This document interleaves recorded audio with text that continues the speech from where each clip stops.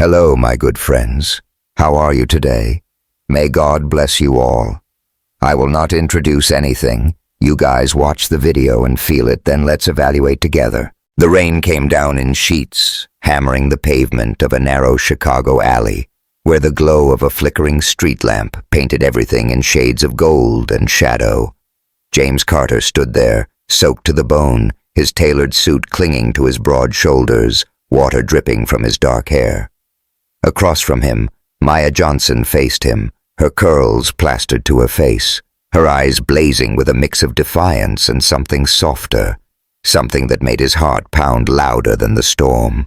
The air between them crackled, heavy with words they hadn't dared to say until now. "You don't get it, do you?" Maya's voice cut through the rain, sharp but trembling. "I'm not some project for you to fix, James. I'm not here to be your escape from boredom." "I never thought that," he said, stepping closer, his voice low, urgent. "You're not an escape, Maya. You're the only thing that feels real." Her breath hitched, and for a moment, the world seemed to pause. The rain, the city, the weight of their different lives. Then, without thinking, James reached for her, his hand cupping her cheek, her skin warm against his cold fingers. She didn't pull away. Instead, her eyes locked onto his, searching, challenging, and then, as if the storm itself demanded it, he kissed her. It wasn't gentle. It was hungry, desperate, a collision of need and fear. Her lips were soft but fierce, tasting of rain and the faintest hint of the mint gum she'd been chewing earlier. His other hand found her waist, pulling her closer, her body pressing against his as the rain soaked them both. She kissed him back, her fingers gripping his shirt, and for those few seconds, nothing else existed. No penthouse, no boardrooms, no whispers of judgment, just them. When they broke apart, gasping, Maya's eyes were wide, her chest heaving. "What are we doing, James?" she whispered, her voice barely audible over the rain. "I don't know," he admitted, his forehead resting against hers. "But I don't want to stop." That kiss, that moment, was the spark that changed everything. But to understand how we got there, I need to take you back to the beginning. My name is James Carter, and by the time I was pushing 40, I'd built an empire that stretched from Silicon Valley to Shanghai. Tech startups, real estate, a few lucky crypto bets, name it. I'd conquered it. My penthouse on the top floor of a glassy tower overlooked Lake Michigan, its waters shimmering under the Chicago skyline. I had a vacation home in Napa Valley, a beachfront condo in Miami, and a garage full of cars that cost more than most people's homes. Forbes called me a visionary disruptor. The tabloids just called me Chicago's most eligible bachelor. But here's what they didn't print. When I came home after another 18-hour day, my footsteps echoed in a 12,000 square foot void. My life was a blur of board meetings, red-eye flights, and charity galas I attended because it was expected. Relationships? They fizzled out faster than a bad startup. My last girlfriend, Sophia, had summed it up as she packed her bags. "You're married to your work, James. There's no room for anyone else." She wasn't wrong. I had everything money could buy, except someone to share it with. That's where Maya came in. I didn't know it then, but she was about to turn my world upside down. It was a crisp morning in Chicago, the kind where the wind off the lake cuts through your coat and the city hums with purpose. I was working from home, rare for me, when the doorbell chimed. My assistant, Karen, had scheduled interviews for a new housekeeper after my last one, Mrs. Delgado, retired to Arizona. I usually left these things to Karen. Household staff wasn't my department. But that day, I was restless, pacing my office with a coffee in hand, so I answered the door myself.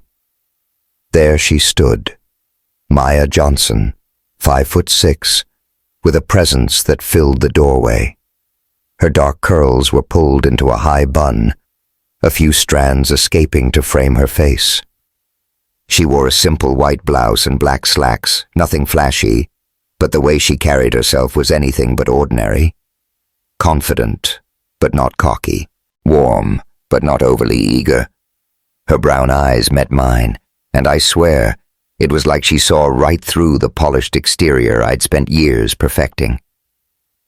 "Mr. Carter?" Her voice was smooth, with a hint of a South Side lilt, like she'd grown up hearing gospel choirs and street corner debates. "I'm Maya Johnson, here about the housekeeper position. I know I'm a few minutes early, but I figure it's better than making you wait." I blinked, caught off guard. I'd shaken hands with CEOs and senators, but none had thrown me like this. Right, come in," I managed, stepping aside. As she passed, I caught a faint whiff of her perfume, something soft, like jasmine, and it hit me like a shot of whiskey. We sat in the living room, all sleek leather and floor-to-ceiling windows, the kind of space that screamed money, but felt like a museum. Maya handed me her resume, her fingers brushing mine for a split second. I swear I felt a spark, but I shoved the thought aside. Focus, Carter. Her resume was solid. 5 years working for a tech exec in Seattle, 3 for a politician's family in D.C., glowing references. But it wasn't the paper that held my attention. It was her. She sat straight-backed, hands folded, but there was a fire in her eyes, like she knew exactly who she was and didn't need my approval. "Tell me about yourself," I said, leaning back, trying to regain control.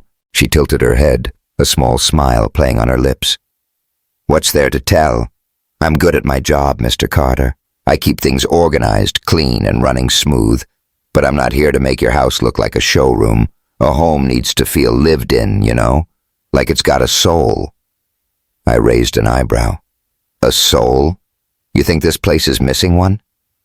Her smile widened, just enough to show she wasn't intimidated.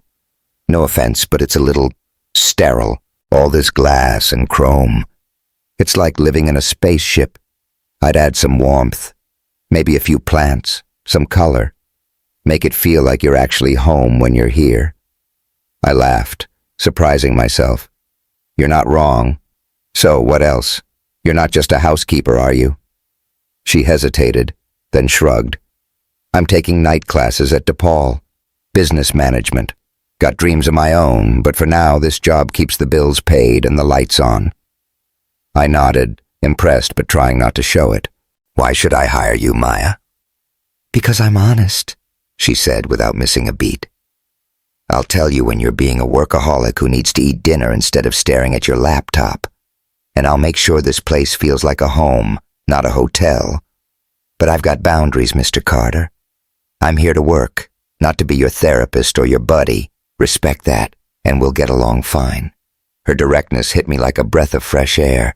In my world, people tiptoed around me, feeding me flattery or agendas. Maya was different. Real. I hired her on the spot, ignoring Karen's confused voicemail later that day asking why I'd made the call without her. The first few weeks were interesting. Maya transformed my penthouse in ways I hadn't expected. She added a couple of potted ferns to the living room, swapped out the stark white throw pillows for ones in deep blues and golds, and started leaving playlists of jazz and soul humming through the speakers when she worked. The place didn't just look different. It felt different. Lived in, like she'd said. But it wasn't just the house. It was her. I found myself making excuses to be around when she was there. I'd work in the kitchen instead of my office, pretending to review contracts while stealing glances as she chopped vegetables for my lunch. Once, I accidentally knocked over a glass of water just to watch her handle it. Methodical, unfazed, with a quick, "You're lucky I'm good at cleaning up messes, Mr. Carter." Our conversations were short, but electric. Small talk that somehow felt like more. "Southside, huh?" I asked one morning, leaning against the counter as she arranged fresh flowers in a vase. "What's it like growing up there?" She didn't look up, her hands deftly trimming stems. Loud, real. You hear everything, kids playing, music blaring, arguments through the walls. But it's home. Teaches you to keep your head up no matter what. I nodded, picturing it. Sounds like it made you tough. Tough, but not hard, she said, glancing at me. There's a difference. That difference was what drew me in. Maya was strong, but there was a warmth to her, a quiet joy that showed in the way she hummed Nina Simone while dusting, or the way her eyes lit up when she talked about her night classes. One day, I caught her dancing in the kitchen, earbuds in, swaying to a beat I couldn't hear. Her hips moved with a rhythm that was all her own, and I stood frozen in the doorway, my coffee forgotten. She didn't notice me, and I didn't want her to. For that moment she was free, unguarded, and I was completely captivated. When she finally saw me, she yanked out an earbud, her cheeks flushing. Jesus, Mr. Carter, you trying to give me a heart attack? Just enjoying the show, I said, grinning. You're good. She rolled her eyes, but there was a spark in them. Don't get used to it. And maybe knock next time. Deal, I said. But as I walked away, I knew I was in trouble. This wasn't just attraction. It was something deeper. Something I wasn't ready to name. Trouble came knocking soon enough. The more I was around Maya, the harder it was to keep things professional. I started noticing things. The curve of her neck when she tied her hair up, the way her laugh filled the room, the faint scar on her knuckle that I wanted to ask about, but didn't. And I wasn't the only one struggling. I caught her watching me sometimes, her gaze lingering a second too long before she looked away. But we both knew the stakes. She was my employee, from a world miles apart from mine. I'd built my life on control, on keeping up appearances. Falling for Maya meant risking judgment, whispers, maybe even my reputation. And for her, I could only imagine the weight she carried, navigating a city and a job where people like me held all the power. It all came to a head one night after a charity gala. I'd invited Maya to help with setup, not as a guest, but she'd stayed late, and I offered to drive her home. The event had been a disaster. Too many fake smiles, too many snide comments from people who thought they knew me. Maya had overheard one of them, a board member's wife, muttering about the help getting too close to the boss. I saw the hurt flash in her eyes, but she brushed it off, like she was used to it. In the car, the tension was thick. She stared out the window, her arms crossed. You don't have to do this, you know, she said finally. Drive me home. Play the hero. I can take the train. I want to, I said, gripping the wheel. And I'm sorry about tonight. Those people, they don't matter. They matter to you, she shot back. I saw your face, James. You care what they think. That's when it happened. I pulled into an alley to turn around, but instead of driving, I stopped. The rain was pounding now, drowning out the city, and we argued about class, about power, about what we were to each other. Until she said those words, I'm not here to be your escape. That's when I kissed her, and everything changed. If that moment in the rain made your heart race, you're not alone. Stories like James and Maya's remind us that love can find us when we least expect it, in the most unlikely places. Want to see where their journey goes next? Hit that subscribe button and join us for more unforgettable tales of the heart. Drop a comment below. What's a moment that changed your life forever? We can't wait to hear. The Chicago skyline glittered like a promise, its lights reflecting off Lake Michigan as James Carter stood in his penthouse kitchen, a glass of bourbon in hand. It had been 2 weeks since that kiss in the rain, 2 weeks since Maya Johnson had turned his world upside down. The memory of her lips, soft and fierce against his, lingered like a song he couldn't stop humming. But with every stolen glance, every brush of their hands came the weight of what they were risking. She was his housekeeper, a black woman from the South Side. He was a billionaire. a man whose life was built on appearances. And yet, every time she walked into a room, he felt like he was waking up for the first time. Maya was different today. She moved through the penthouse with her usual efficiency, but there was a lightness to her, a quiet hum of a jazz tune, a sway in her step as she dusted the bookshelves. James watched her from the kitchen island, pretending to read emails on his laptop. Her curls were loose, cascading over her shoulders, and the morning sun caught the curve of her cheek, making his chest tighten. He wanted to say something, anything, but the words felt too big, too dangerous. "You're staring, Mr. Carter," Maya said without turning around, her voice teasing but firm. "Don't you have a company to run?" He chuckled, caught. "Maybe I'm taking a break. You're more interesting than stock reports." She glanced over her shoulder, one eyebrow raised. "Flattery won't get you out of eating breakfast. I made cornbread muffins, your favorite. Sit."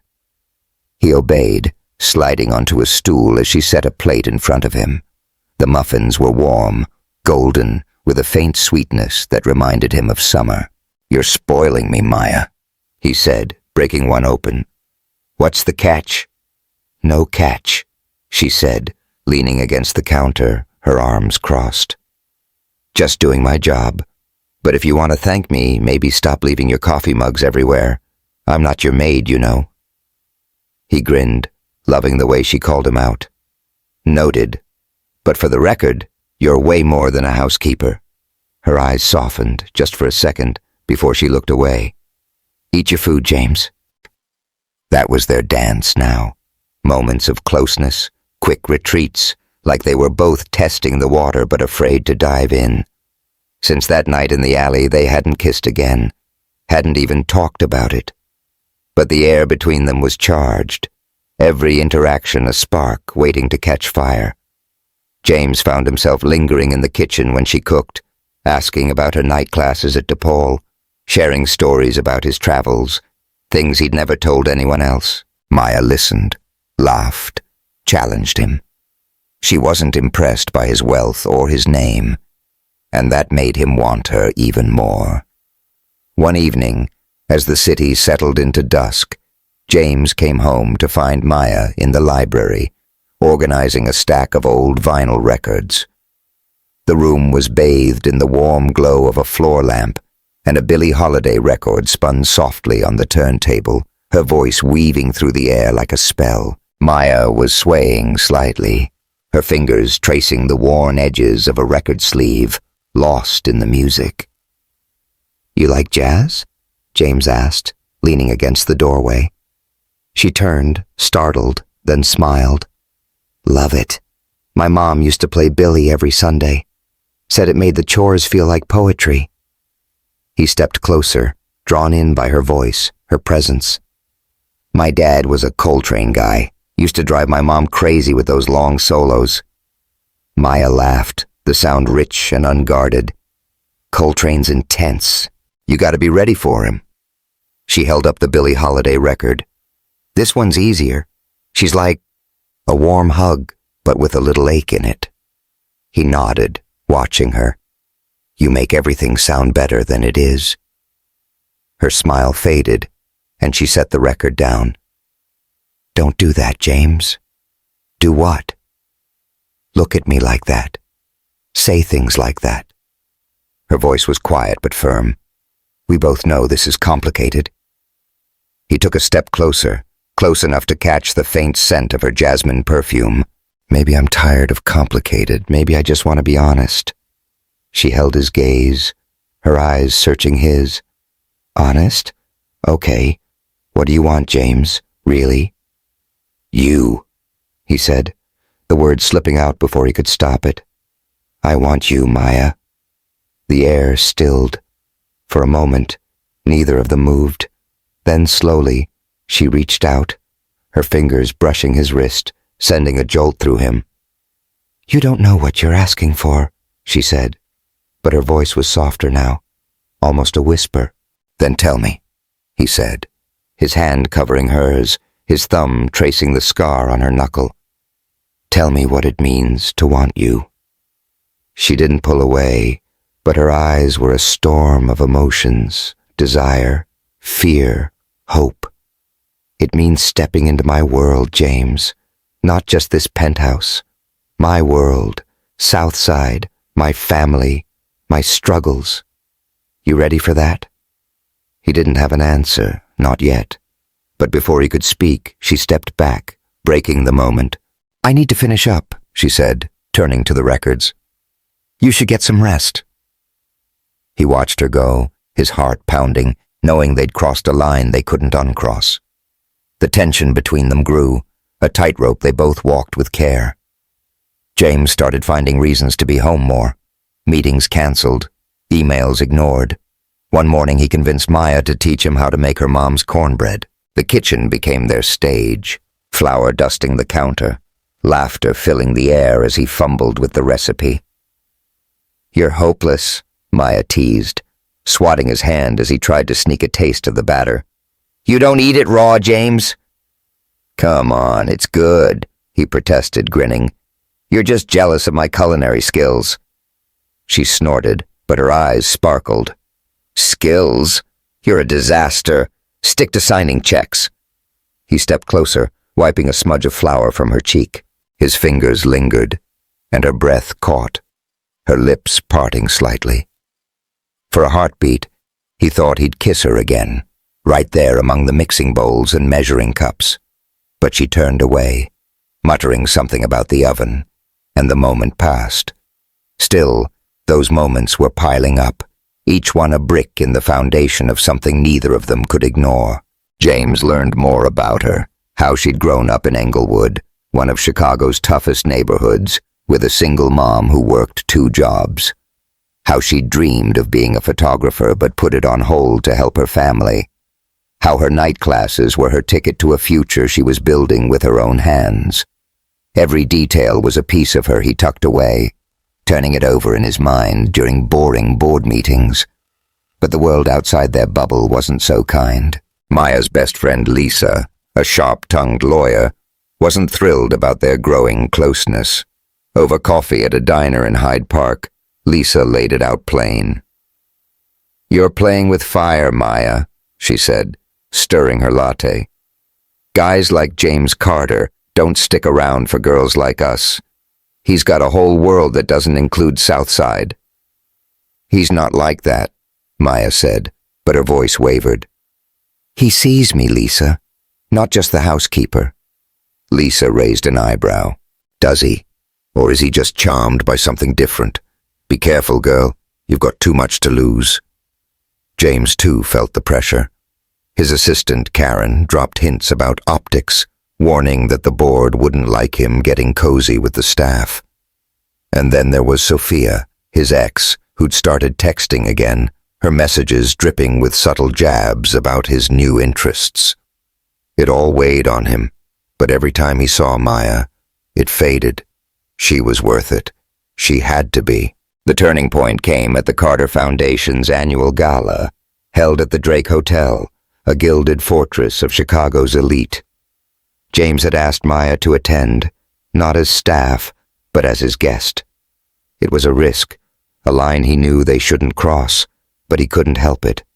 He wanted her there, by his side, not serving drinks or cleaning up after. She arrived in a simple emerald green dress that hugged her curves, her curls swept up, a single gold necklace catching the light. James's breath caught when he saw her. "You look..." He searched for the word, but all he could manage was, "Wow." She smirked, smoothing her dress. "Don't sound so surprised, Mr. Carter. I clean up nice." They walked in together, and for a while, it was perfect. Maya charmed the room, holding her own in conversations about art and politics, her wit cutting through the stuffy small talk. They danced, his hand on her waist, her body swaying against his in a way that made his pulse race, the heat of her skin through the thin fabric of her dress, the way her eyes locked onto his. It was intoxicating, a promise of something more. But then the whispers started. James caught them in fragments. Snide comments from old money types about the help stepping out of place. A board member's wife wondering if James was slumming it for publicity. Sophia, radiant in a silver gown, cornered Maya near the bar, her voice syrupy but venomous. "You're quite the novelty, aren't you?" she said, loud enough for others to hear. "I hope you're enjoying your moment in the spotlight." Maya's face didn't betray her hurt, but James saw it in the tightening of her jaw, the way her fingers gripped her clutch. He wanted to say something, to shut Sophia down, but years of keeping up appearances held him back. He guided Maya to another room, pretending nothing had happened, but the damage was done. Later, as they stood on the hotel balcony, the city sprawling below, Maya turned to him, her voice steady but raw. "Is that what I am to you, James? A novelty? Something to shake up your boring life?" "No," he said, his voice fierce. "You're everything, Maya. Those people, they don't know you. They don't know us." "Then why didn't you say that in there?" she asked, her eyes searching his. "I saw you freeze, James. You care what they think." He opened his mouth to argue, but the truth stung. He had frozen, caught between his world and hers, and it had hurt her. The gala ended, but the tension followed them. In the car, the silence was heavy, broken only by the hum of the engine. When he pulled up to her apartment in Englewood, she turned to him. "I need to know where we stand, James, because I can't keep doing this halfway." He reached for her hand, his thumb brushing her palm. "I'm all in, Maya. I need to figure out how to show it." She studied him, then nodded, but her eyes were guarded. "Figure it out soon," she said, stepping out into the night. The next night, James made a choice. He'd been invited to a smaller event, a networking dinner with Chicago's business elite, the kind of room where deals were made over steak and scotch. Maya wasn't there. She'd taken the night off, and he missed her presence like a physical ache. But the whispers about her were circling like vultures. A hedge fund guy, half drunk, leaned over and smirked. "Heard you're slumming it with the housekeeper, Carter. What's that about?" James set his glass down, his voice calm but cold. "Her name is Maya Johnson. She's smarter, stronger, and more real than anyone in this room, including you. If you've got a problem with her, you've got a problem with me. And trust me, you don't want that." The table went silent, eyes wide. The guy mumbled an apology, but James was already standing, his chair scraping the floor. He walked out, heart pounding, feeling lighter than he had in years. For the first time, he'd chosen her over them. He drove to Maya's apartment, the city blurring past. When she opened the door, still in her DePaul sweatshirt, her eyes widened. "James? What's wrong?" "I told them," he said, breathless. "I told them you're the best thing in my life. I'm done hiding, Maya. I want this. Us." She stared at him, then stepped forward, her hands framing his face. "You mean that?"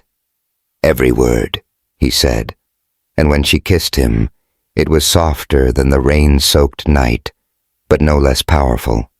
It was a promise, a beginning.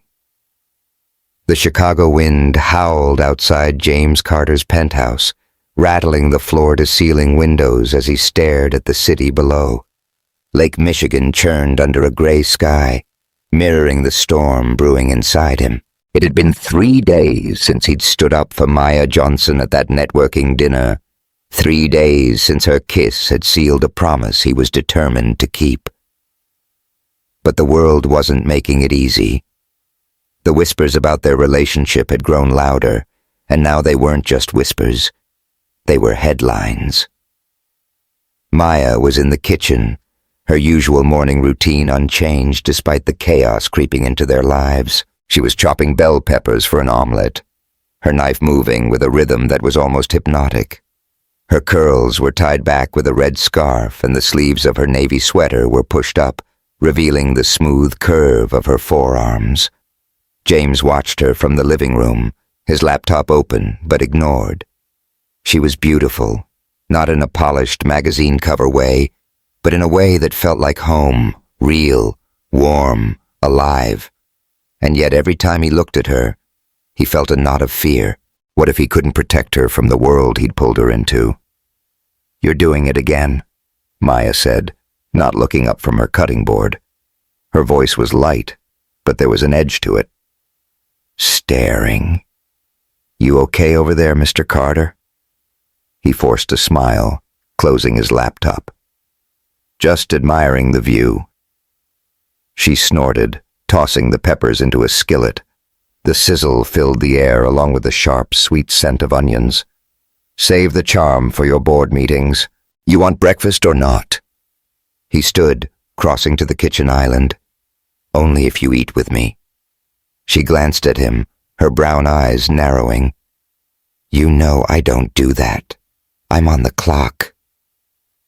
"Come on, Maya," he said, leaning against the counter, close enough to catch the faint jasmine of her perfume. "One meal. You're not just the housekeeper anymore." Her hands stilled, and for a moment, the only sound was the skillet's hiss. "That's the problem, isn't it?" she said quietly. "I'm not sure what I am to you, James." The words hit like a punch. He reached for her hand, but she stepped back, wiping her hands on a dish towel. "Let's not do this now," she said, turning to the stove. "You've got a big day, and I've got work to do." He wanted to argue, to pull her close and erase the doubt in her voice.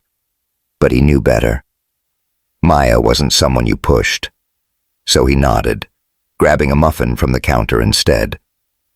"We'll talk later," he said, his voice softer. "Promise." She didn't respond, but her eyes followed him as he left the kitchen, a storm of emotions he couldn't quite read. The trouble started with a headline in the Chicago Tribune: "Billionaire's New Flame, Housekeeper or Hustler."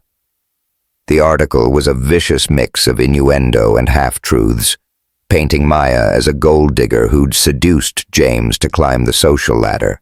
It quoted anonymous insiders claiming she was using her exotic charm to manipulate him, with thinly veiled jabs at her race and background. James read it in his office, his jaw tight, his coffee going cold. He wanted to sue the paper, fire his PR team, anything to make it disappear. But the damage was done. By noon, his phone was buzzing with texts from his board members, all variations of the same theme. "This is bad for the company, James. Fix it." His assistant Karen cornered him in the hallway, her voice low but urgent. "The investors are freaking out," she said. "They're saying this relationship is a liability. You need to make a statement. Distance yourself." "Distance myself?" James snapped, his voice echoing in the sleek office corridor. "Maya's not a liability. She's the best thing in my life." Karen sighed, adjusting her glasses. "I get it, James. She's great. But this is business. Perception matters. And right now, people think you're throwing away your reputation for a fling." "It's not a fling," he said, his hands clenching. "And I don't care what they think." But he did care. And that was the problem. He cared about his company, his legacy, the empire he'd built from nothing. And now, loving Maya meant risking it all. Maya, meanwhile, was facing her own battles. She'd seen the article. Someone had slipped a copy under her apartment door in Englewood, a cruel, anonymous jab. She hadn't told James, not wanting to add to his stress, but the words burned. Hustler. Opportunist. They echoed the doubts she'd carried since that night at the gala, when Sophia's venom had cut deeper than she'd admitted. Was she fooling herself, thinking she could fit into James's world? She met her best friend, Lisa, at their usual diner in Hyde Park, a cozy spot with chipped mugs and the best peach cobbler in the city. Lisa slid into the booth, her lawyer's briefcase thumping on the table. "Okay, spill," she said, eyeing Maya over her coffee. You look like you haven't slept in days. Maya sighed, pushing her fries around her plate. It's this article. They're saying I'm after James's money, his status, like I'm some kind of, I don't know, con artist. Lisa's eyes narrowed. And you're letting that trash get to you? Come on, Maya. You're tougher than that. It's not just the article, Maya admitted, her voice low. It's everything. His world. Those people at the gala, his board, his ex. They look at me like I'm an intruder. And sometimes I wonder if they're right. Lisa set her mug down hard. Don't you dare. You're not the problem here. They are. And James? He's got to step up, Maya. If he's serious about you, he needs to shut that noise down. He's trying, Maya said, but her voice wavered. He stood up for me at some dinner, said I was the best thing in his life. But then I see this article and it's like, maybe I'm dragging him down. Lisa reached across the table, squeezing her hand. You're not dragging him anywhere. If he's the man you think he is, he'll fight for you. But you've got to decide what you're willing to take, Maya. You've got your own dreams, school, your future. Don't let his drama swallow you whole. The tension simmered, spilling into their daily interactions. One morning, James found Maya in the laundry room, folding his shirts with a precision that was almost meditative. The air smelled of lavender detergent, and the hum of the dryer was a soft backdrop. He leaned against the doorway, watching her, his heart aching with how much he wanted to fix this. You've been quiet lately, he said, keeping his tone light. Everything okay? She didn't look up, her hands smoothing a collar. Just busy. Finals are coming up. He stepped closer, close enough to see the faint freckles across her nose. Maya, talk to me. If it's the article, I'm handling it. My lawyers are. It's not just the article, she cut in, finally meeting his eyes. Her voice was steady, but there was pain there. It's your world, James. I don't know if I can keep up. Every time I step into it, someone's waiting to remind me I don't belong. His chest tightened. You belong with me, he said, reaching for her. That's all that matters. She stepped back out of his reach. Is it? Because I saw the look on your face at the gala when Sophia said those things. You froze, James. And now this article, it's not just words. It's what people think. What your people think. They're not my people, he said, his voice rising. I don't care about them. But you do, she said, her eyes searching his. You built this life, James. This penthouse, your company, your name. I'm not asking you to give it up, but I can't. I can't keep feeling like I'm the one who doesn't fit. The words hung between them, heavy and sharp. He wanted to pull her close, to kiss away the doubt, but she turned back to the laundry, shutting him out. The breaking point came a week later, when a new discovery shattered what little ground they'd gained. Maya was cleaning James's office, a rare task since he usually kept it locked. She was wiping down his desk when she found a folder tucked under a stack of contracts. Curiosity got the better of her. She opened it and froze. It was a report from a private investigator dated a year ago, detailing the financial dealings of a charity James had funded. The charity had a history of discriminatory practices, funneling money to affluent communities while ignoring places like Englewood. The report had been buried, but James's signature was on the approval form. She confronted him that night. The folder clutched in her hand as she stood in the living room, the city lights casting long shadows. Did you know about this? She asked, her voice trembling with anger. This charity you funded. They screwed over people like me, James. People from my neighborhood. And you signed off on it. James's face paled as he took the folder, scanning it. Maya, I didn't know the details. I trusted my team. I signed hundreds of documents. That's not an excuse, she snapped, her eyes blazing. You don't get to just sign and walk away. Not when it's my community, my people getting hurt. You think your money fixes everything, but it doesn't. It just makes you blind." He flinched, her words cutting deeper than any boardroom critique. "I'm sorry," he said, stepping closer. "I'll fix it. I'll pull the funding, redirect it." "It's not about fixing it now," she said, her voice breaking. "It's about you not seeing me. Not really. You say you want me, but you don't understand what it means to be me. To walk through a world that's always telling you you're less." "Maya, please," he said, reaching for her. His fingers brushed her arm, and for a moment, he thought she'd let him pull her close. The air between them was electric, charged with the memory of their kisses, the heat of their closeness. He wanted to hold her, to promise he'd change, but she stepped back, shaking her head. "I need space, James," she said, her voice barely above a whisper. "I can't do this right now." The next morning, Maya was gone. She'd left a note on the kitchen counter, written in her neat, looping handwriting. "I'm taking some time off. I need to figure out what's right for me. Please don't call." James read it over and over, the words blurring as his coffee grew cold. The penthouse felt emptier than ever, the ferns she'd placed in the corners drooping as if they missed her too. He tried to throw himself into work, but every meeting, every email felt pointless. He kept seeing her face, the hurt in her eyes, the way she'd stood up to him with a strength he both admired and feared. He'd failed her, not just with the charity, but by not understanding the weight she carried every day.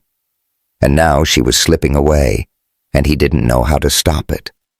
In Englewood, Maya sat on her balcony, the sounds of the neighborhood, kids laughing, cars honking, grounding her. She'd cried herself out the night before, Lisa's words echoing in her head. "You've got to decide what you're willing to take." She loved James, more than she'd admitted to herself, but love wasn't enough if it meant losing who she was. The article, the charity, the gala, they were all reminders of a world that didn't want her. And yet, when she closed her eyes, she saw his face, heard his voice saying, "You're everything." She didn't know what came next, but as she stared at the Chicago skyline, she knew one thing. Whatever happened, she wouldn't let anyone, not James, not the world, define her worth. The Chicago skyline was a jagged silhouette against the dusk, its lights flickering like stars trapped in glass. James Carter stood in his penthouse, staring out at Lake Michigan, but all he could see was Maya Johnson's face, the hurt in her eyes, the way her voice had cracked when she'd said she needed space. It had been a week since she'd left, a week since her note had turned his home into a hollow shell. The ferns she'd placed in the living room were wilting, the jazz playlists she'd curated silent. Even the air felt wrong without her jasmine perfume. James hadn't called her, respecting her request, but every day without her was a slow bleed. He'd thrown himself into work, but the board meetings and investor calls were a blur. His assistant, Karen, had stopped asking about Maya, sensing the raw edge in his voice. The Chicago Tribune article and its fallout still lingered, board members muttering about distractions, his ex, Sophia, sending cryptic texts about coming to his senses. But none of it mattered. What mattered was Maya, and the fear that he'd lost her for good. He'd started digging into the charity scandal that had driven her away, the one she'd found buried in his office. The report was damning. A foundation he'd funded had funneled money to affluent suburbs while neglecting communities like Englewood, Maya's home. His signature was on the approval, a careless mark from a time when he'd trusted his team blindly. The guilt gnawed at him, not just for the oversight, but for what it represented, a gap between his world and hers, one he hadn't even tried to bridge. Determined to make it right, James had pulled the funding and ordered an audit, but it wasn't enough. He needed to understand Maya's world, not just fix his mistakes. That's how he found himself in Englewood, standing outside a community center where Maya's brother, Darius, was leading a street art project.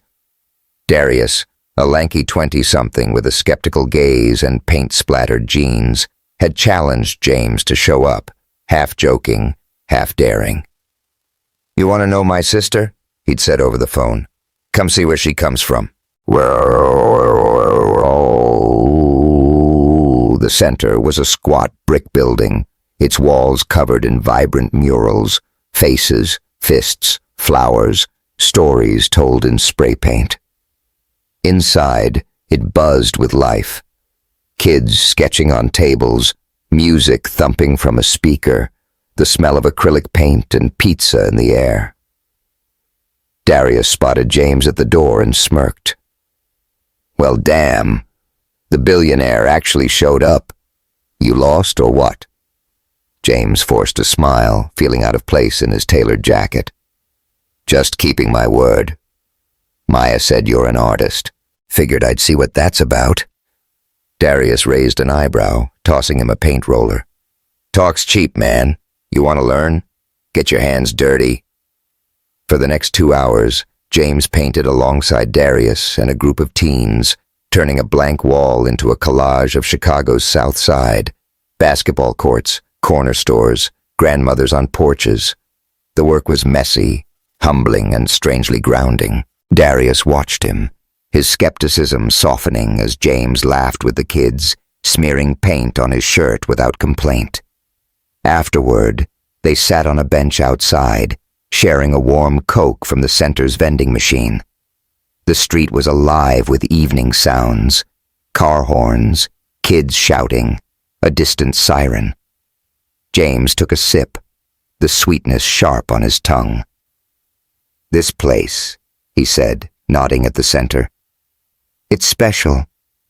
Maya ever talk about it?" Darius leaned back, studying him. "All the time. She used to come here as a kid, drawing, dreaming big. Still does, when she's not working for guys like you. She's got plans, you know. Wants to open a space like this, but bigger. For art. For kids who don't have much." James's chest tightened. He'd known about her night classes, her business degree. But this was her heart.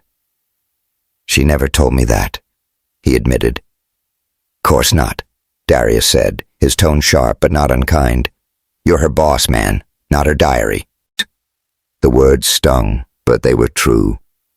James had seen Maya, but not all of her, not the dreams she carried, the weight of her past. As they talked, Darius pulled out a photo from his wallet, a faded snapshot of Maya at 16, standing in front of a mural at the center. Her smile was wide, unguarded, her camera slung around her neck. "She wanted to be a photographer," Darius said. "Still does when she lets herself." James stared at the photo, his throat tight.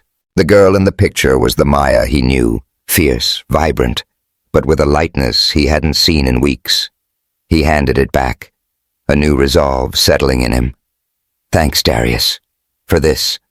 For letting me in." Darius shrugged, but his eyes were warmer. "Don't thank me yet. You hurt my sister, and we're going to have a problem." Meanwhile, Maya was grappling with her own discoveries. She'd taken a week off, crashing at her mom's apartment in Englewood, needing the comfort of home. The small, cluttered space smelled of cornbread and her mom's rosewater perfume, grounding her in a way the penthouse never could. But even here, James haunted her. She missed his laugh, the way his eyes softened when he looked at her, the heat of his touch. But she also remembered the folder, the charity, the gala, reminders that their worlds were oceans apart. One night, unable to sleep, she rummaged through her desk and found a letter tucked in a drawer. It was from James, written on his company stationery, dated the day after their fight. She hadn't seen it. He must have slipped it into her bag before she left. Her hands trembled as she opened it. "Maya, I don't know if you'll read this, but I need you to know I'm sorry. Not just for the charity, though I messed that up bad. I'm sorry for not seeing you. Not really. You're not just my housekeeper, not just the woman I'm falling for. You're a force, and I've been too caught up in my world to understand yours. I'm trying to learn, but I need you to show me, if you'll let me. I don't know how to fix this, but I know I don't want to lose you. You're the only thing that makes sense. James. The words blurred as tears welled up.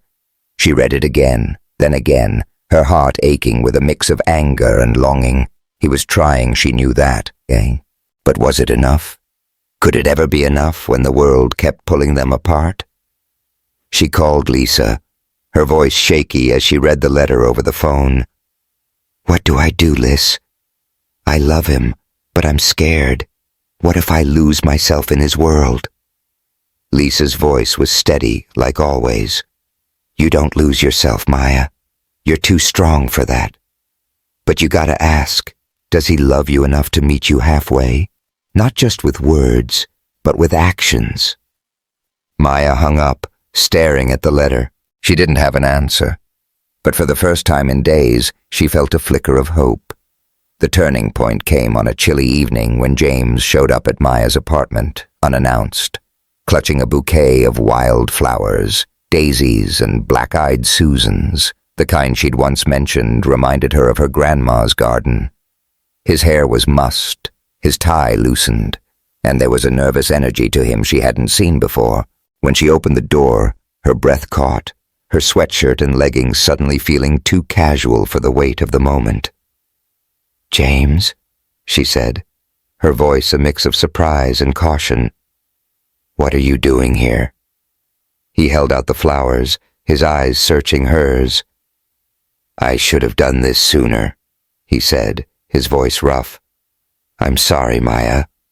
For the charity, for the gala, for not standing up for you the way you deserve.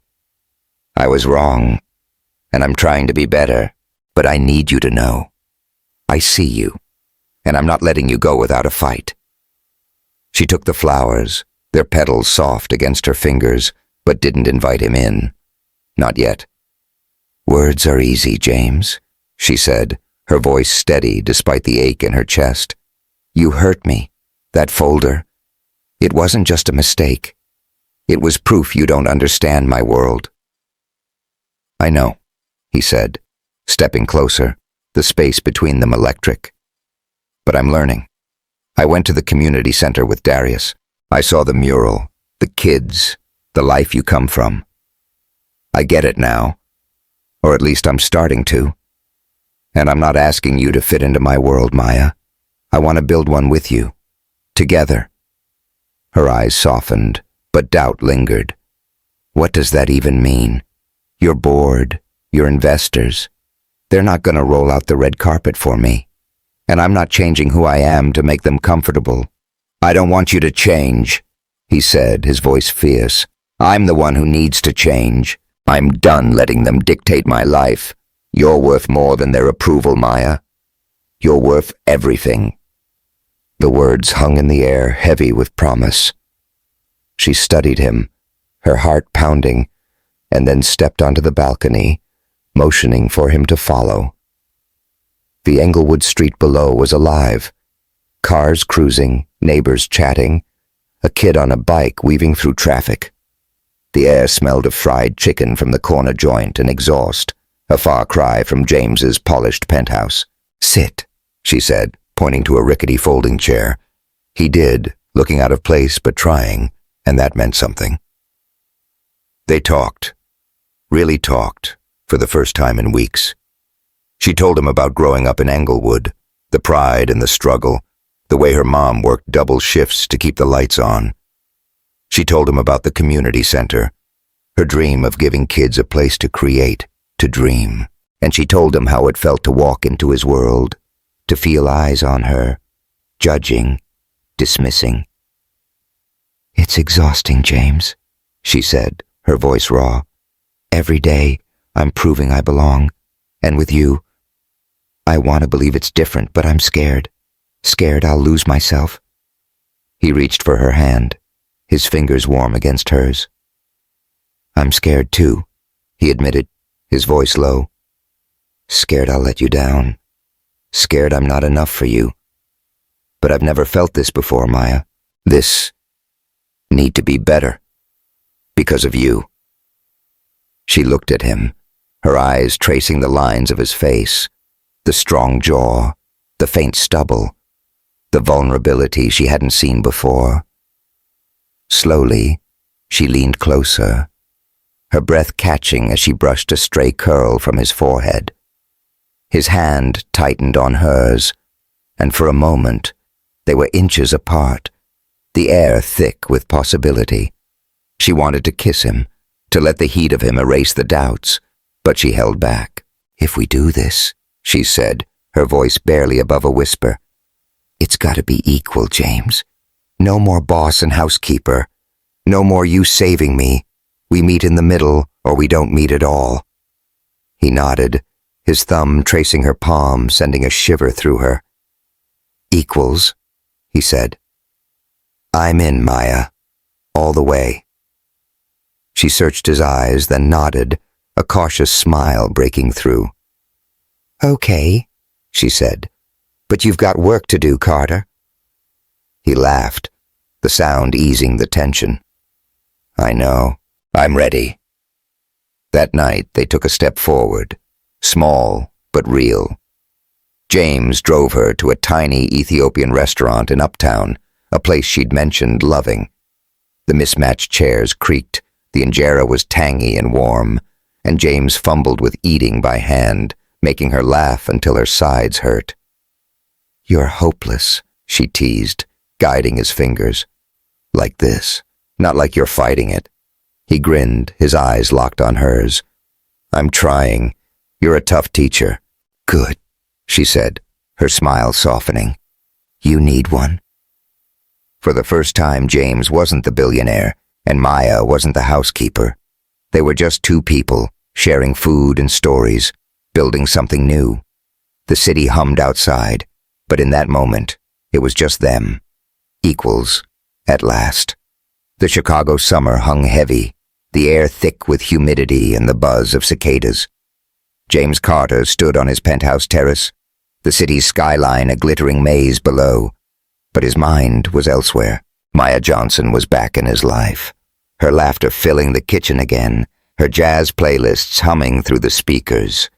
Since their talk on her Englewood balcony, they'd been cautious but hopeful, building something real, one dinner, one conversation at a time. Yet the world outside their bubble was sharpening its claws, and James could feel the storm coming. Maya was in the living room, surrounded by textbooks, her laptop glowing as she worked on a business plan for her night classes at DePaul. Her curls were piled high, a pencil tucked behind her ear, and the way her brow furrowed in concentration made James's chest ache. She was beautiful, not just in the way her green tank top hugged her curves, but in her drive, her fire. They were equals now, or trying to be. No more boss and housekeeper, just two people navigating a love that defied the odds. But the odds were stacking higher every day. He crossed into the room, setting a glass of iced tea beside her. "You're gonna burn out if you don't take a break," he said, his voice teasing but warm. She glanced up, a half smile tugging at her lips. "Says the guy who lives on coffee and conference calls. I'm fine, James. This project's due tomorrow." He sat on the couch, close enough to catch the faint jasmine of her perfume. "What's it about? Your big plan to take over the world?" She laughed, the sound easing the tension in his shoulders. "Not quite. It's a proposal for a community arts center in Englewood. A place for kids to paint, dance, dream, stuff I needed growing up. If I nail this, it could be my capstone for graduation." His eyes lit up. "That's incredible, Maya. You're gonna kill it. You need any help? I know some people." She held up a hand, her smile turning wry. "No pulling strings, Carter. This is my thing. I want to do it my way." He nodded, respecting her boundary, but the pride in his chest swelled. "Fair enough. But I'm rooting for you." She leaned closer, her fingers brushing his knee, sending a spark through him. "I know," she said, her voice softer. "And thanks for being here." for trying. For a moment, they just looked at each other, the air thick with unspoken promises. He wanted to kiss her, to pull her close and lose himself in the warmth of her, but he held back. They were still finding their rhythm, and he didn't want to push too fast. Instead, he squeezed her hand, his thumb tracing her palm. "Always," he said, and meant it. The first crack came with an email. Maya got it during a break at the community center, where she was volunteering with Darius's art project. The subject line was simple: "Opportunity of a lifetime." It was from a nonprofit in New York, offering her a position as director of a new arts initiative for underserved youth. The role was everything she'd dreamed of: leadership, impact, a chance to shape lives on a national scale. But it meant leaving Chicago, leaving her family, leaving James. She sat on a bench outside the center, the email open on her phone, the words blurring as her heart raced. The job was perfect, but the timing was brutal. She and James were finally building something fragile but real. Could she ask him to follow her? Could she stay and risk resenting him later? The questions churned, leaving her restless. That night, she told him over dinner at his penthouse, a simple spread of takeout pizza and beer. The city lights twinkled through the windows, but the mood was heavy. "New York," she said, setting her slice down. "They want me to start in a month. It's big, James. Bigger than anything I've ever been offered." He froze, his beer halfway to his lips. "That's amazing, Maya," he said, his voice steady, but his eyes betraying a flicker of fear. "You deserve it. You've worked so hard." She studied him, waiting for more. "But?" He set the bottle down, running a hand through his hair. "But I don't want to lose you. I know that's selfish, but it's the truth." Her throat tightened. "It's not selfish. I don't want to lose you either. But this is my shot, James. I've spent my whole life fighting for a chance like this. If I say no, what does that mean for me?" He reached for her hand, his fingers warm against hers. "It means you're choosing us. And I'd do the same for you, Maya. I'd move to New York, figure it out, whatever it takes." She wanted to believe him, but doubt gnawed at her.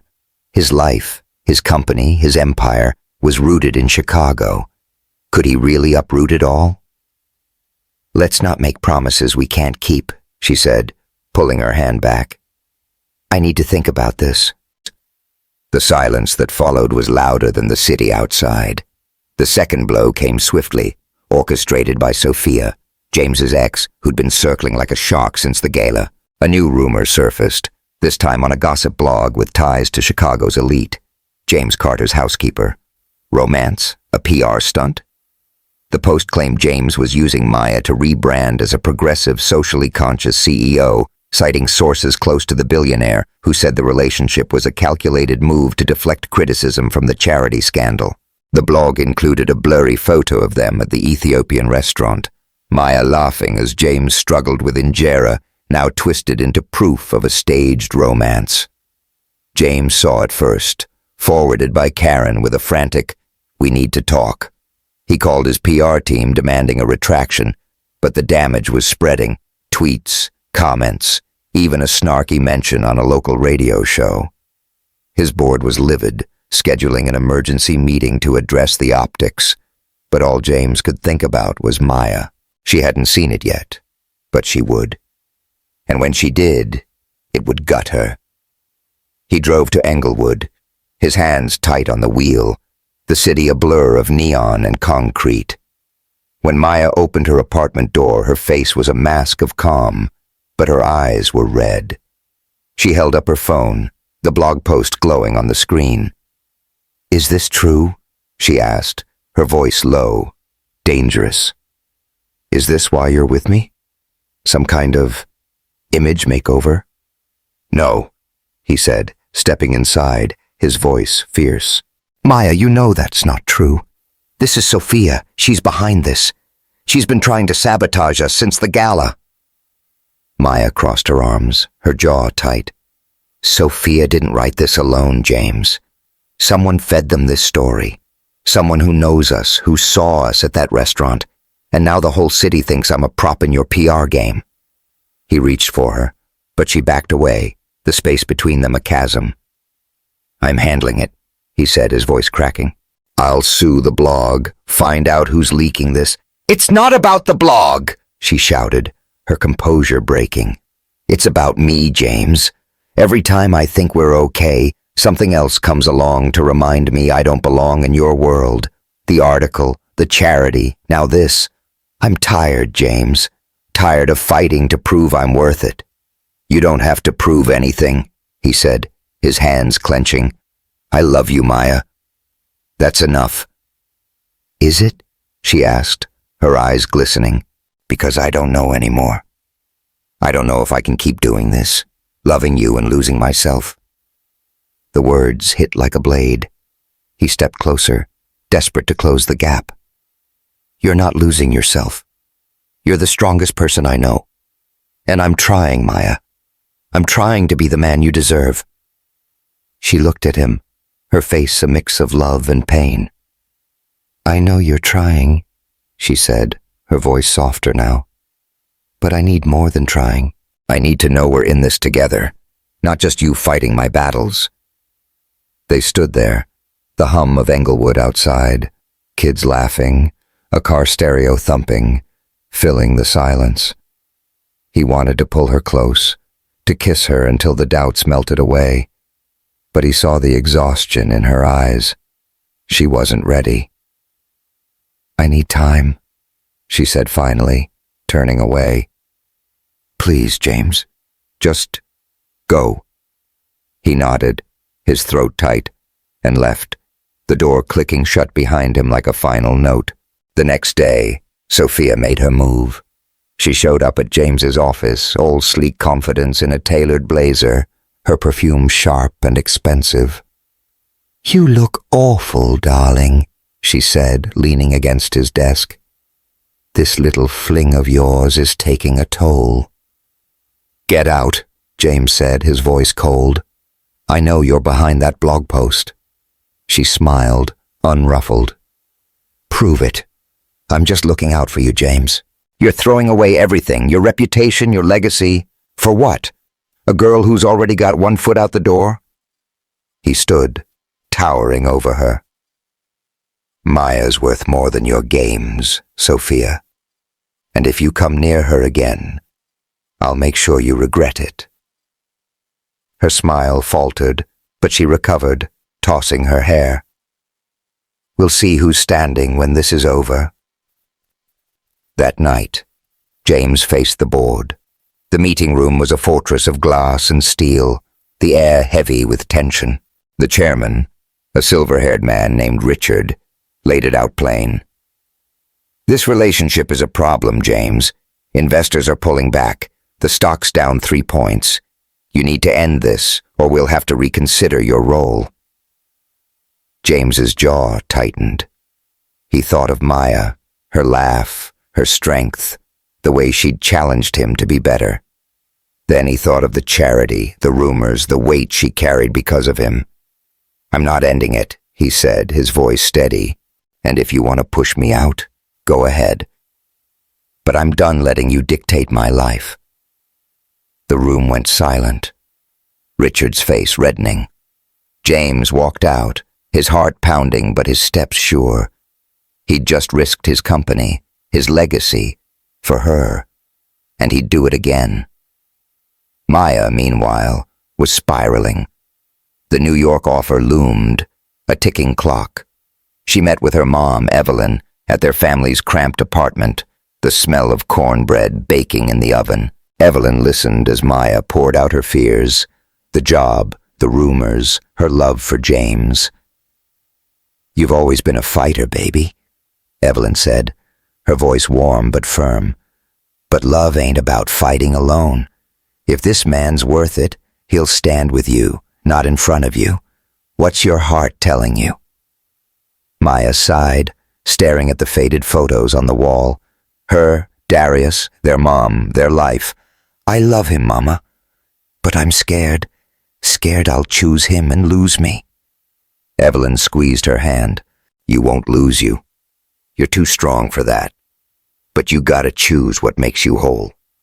That night, Maya went to the penthouse, her heart heavy. She needed to see James, to end this or fight for it. She wasn't sure which. She found him in the library playing a soft melody on the piano, a secret talent she'd discovered weeks ago. The notes were mournful, his shoulders slumped, and the sight broke her. James, she said, her voice trembling. He turned, his eyes lighting up, then dimming with worry. Maya, you're here. She stepped closer, the air thick with the memory of their closeness, the heat of his touch. I came to talk, she said, her hands twisting. I don't know if I can do this anymore. New York, the rumors, us. It's too much. He stood, crossing to her, his hands hovering but not touching.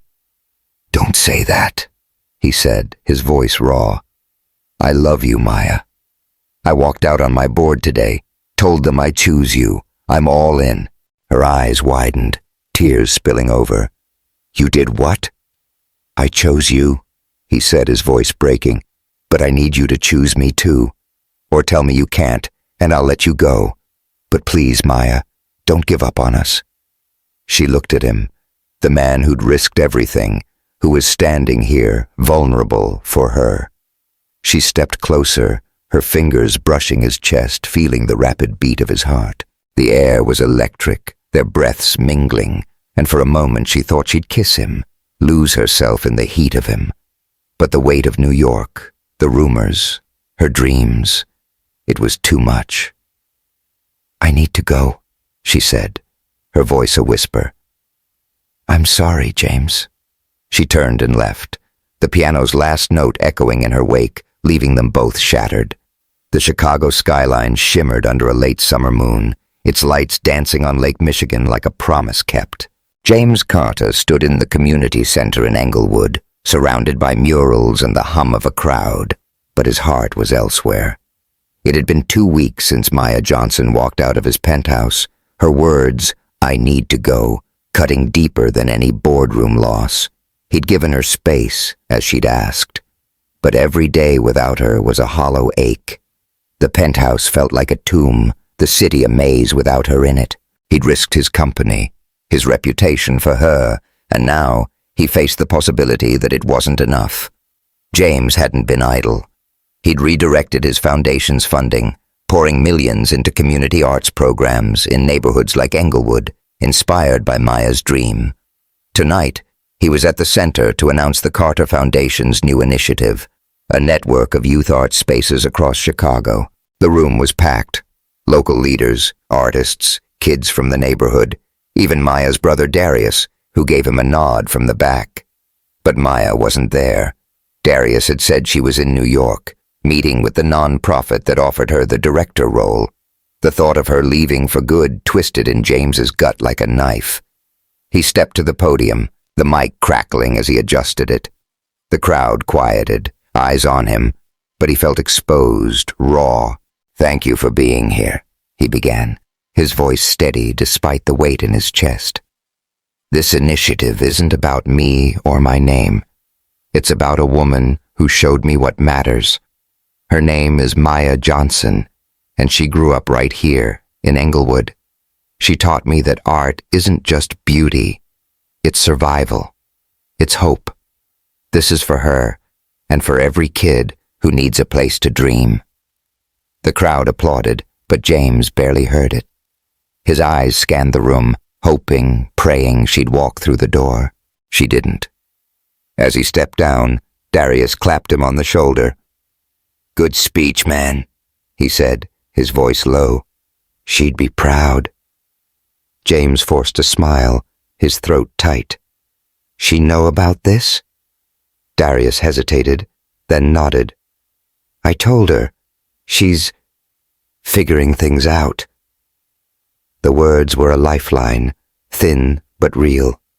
James clung to them, even as the event ended and the crowd dispersed, leaving him alone with the murals and his thoughts. Maya sat on a park bench in Brooklyn, the New York skyline a distant glow. The nonprofit's office was behind her, its glass doors reflecting the city's hustle. The director job was everything she'd dreamed of. Scope, impact, a chance to shape lives. They'd wined and dined her, shown her the sleek office, the plans for expansion. But as she'd walked through their world, all she could think about was Chicago, her mom's cornbread, Darius's murals, James's laugh. His letter, the one she'd found in her drawer, was folded in her pocket, its words etched in her heart. You're the only thing that makes sense.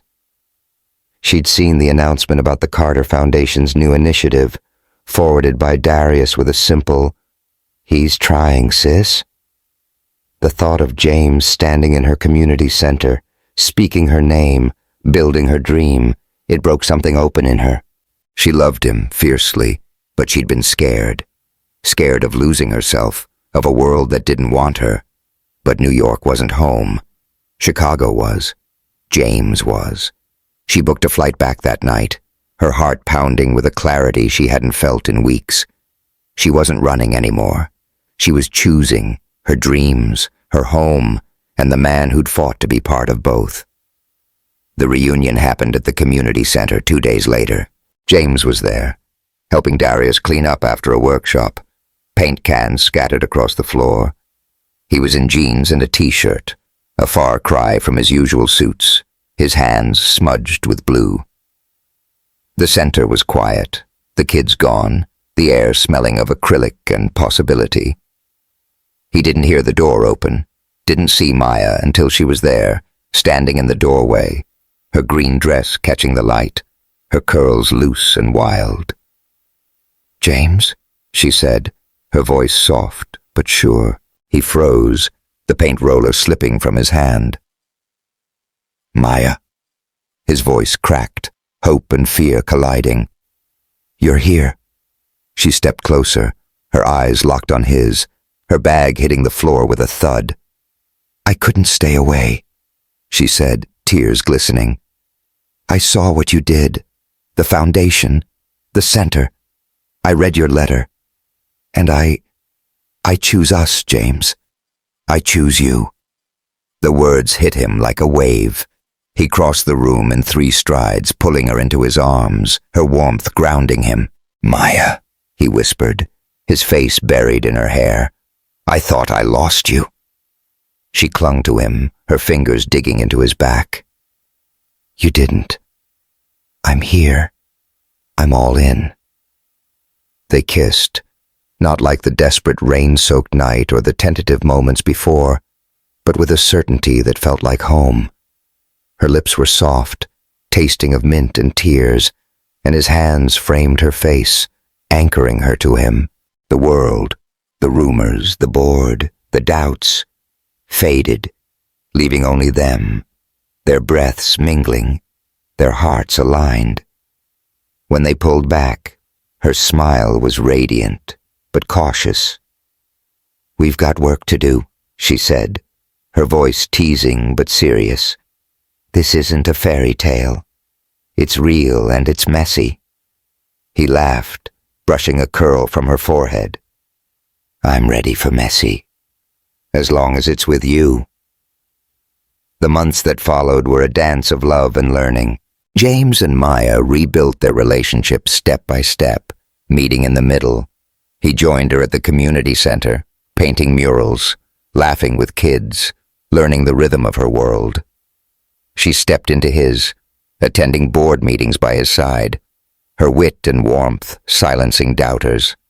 They argued about his workaholic habits, her stubborn independence, but always as equals, each willing to grow. James faced his board again, this time with Maya's advice ringing in his ears. "Own your choices. Don't apologize." He laid out his vision, a company that prioritized impact over optics, starting with the arts initiative. When Richard, the chairman, pushed back, James stood firm. "This is the future," he said. "If you're not on board, there's the door." 2 board members left. The rest stayed and the stock rebounded, proving Maya's point. Authenticity won out. Maya turned down the New York job, not for James, but for herself. Chicago was her home, and her dream was here, in the streets she'd grown up on. She graduated from DePaul, her cap and gown a beacon of pride as James sat between her mom, Evelyn, and Darius, cheering louder than anyone. That night, they celebrated at her mom's apartment, Evelyn's cornbread and Darius's jazz playlist filling the air. James fixed a leaky sink with Darius, earning a grudging nod, and danced with Maya in the tiny living room, her laughter the sweetest sound he'd ever heard. Their love deepened, woven into rituals: Sunday coffee on the penthouse terrace, impromptu dance sessions in the kitchen, notes hidden in books or pockets. One evening, as they walked through Millennium Park, the bean reflecting the city's lights, James stopped, his hand in hers. "I want this forever, Maya," he said, his voice low. "Not a proposal, not yet, just, can you see it? You and me?" She squeezed his hand, her eyes shining. "I'm starting to," she said, "but we're still learning, Carter. Keep up." He laughed, pulling her close, her warmth a promise against the cool night air. The climax came a year later, at their wedding, held at the Englewood Community Center they'd poured their hearts into. The space was transformed: wildflowers in mason jars, murals glowing under string lights, a mix of Michelin-starred dishes and Evelyn's soul food.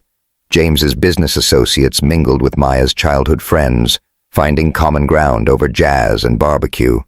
Darius's band played, Evelyn beamed, and Lisa, Maya's best friend, gave a toast that left everyone teary. To Maya and James, proof that love doesn't erase differences but builds bridges across them. Maya was radiant in a cream dress that flowed like a melody, her curls crowned with tiny flowers. James, in a tailored navy suit, couldn't take his eyes off her. They stood under an arch of daisies, the same wildflowers he'd brought to her apartment that pivotal night, and promised to love, challenge, and grow together. When they kissed, the crowd erupted, but for James it was just her lips, her breath, her heart. That night, in a small cabin in Wisconsin, they found each other in a way that was new yet familiar. Under a moonlit sky, they danced on the porch, the lake lapping softly nearby. His hands traced her back, her dress slipping to the floor, and their love was a quiet fire, slow, deliberate, a celebration of trust. Her skin was warm against his, her whispers a melody only he could hear, and as they moved together, it was more than passion. It was home. Their legacy grew with the Johnson Carter Arts Initiative, launched in Englewood with Maya at the helm and James as her partner. The center became a beacon, offering classes, scholarships, and hope to kids who reminded Maya of herself. James learned to step back, letting her lead, while she learned to lean on him. Their partnership a balance of strength and surrender. They still argued about budgets, about James's late nights, about Maya's reluctance to accept help. But each fight ended in understanding, their love stronger for it. One evening, as they stood on the penthouse terrace, Chicago sprawling below, Maya tucked herself against James's side. "We did it," she said, her voice soft. "This life, this love, it's ours." He kissed her forehead, his arms around her. "You made me better, Maya. You made this a home." She smiled, her eyes reflecting the city lights. "We made it together." The magazines now called James a visionary with heart, profiling their initiative alongside his tech empire. But the real change was in him, a man who'd once thought love was a luxury he couldn't afford, now living it every day. Maya, too, had grown, her dreams no longer deferred, but thriving, rooted in the community she loved. Their story wasn't perfect, but it was real, built on courage, compromise, and a love that refused to bend. Love doesn't erase the world's sharp edges, race, class, power, but it gives you the strength to face them, hand in hand. James and Maya learned that, and in doing so, built something greater than themselves. Their home, once a penthouse of glass and chrome, was now a place of warmth, laughter, and wildflowers, a testament to what happens when you choose love over fear. If their journey touched your heart, hit that subscribe button to join us for more stories of love, courage, and unexpected beginnings. Drop a comment below. What moment in James and Maya's story made you believe in love again? We can't wait to hear.